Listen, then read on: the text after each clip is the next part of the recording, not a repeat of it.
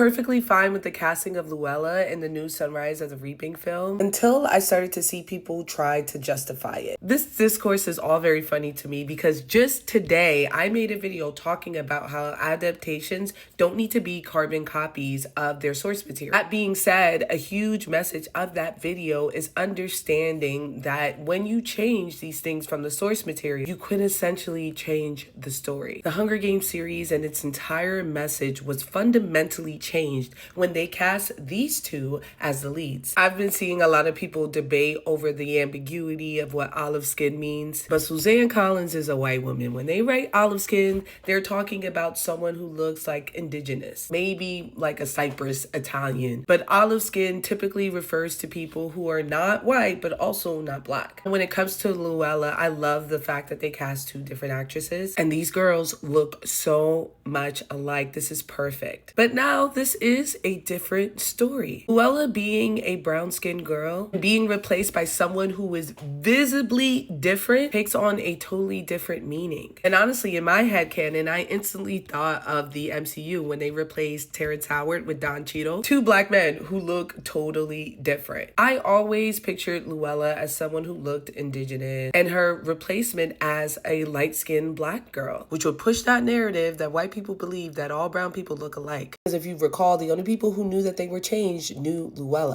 And like I said in my previous video, it is okay for adaptations to change. It is still disheartening when changes like this is made in something that is considered revolutionary writing. Even though diverse casting is becoming more and more of the norm, it still has a little bit of an undertone of stunt cast. And I think it's okay for people to be disappointed to lose a role for a person of color. And I think it's rude to be like, you are crazy that you thought that this person was black. Man, that's the thing about books. They're interpretations.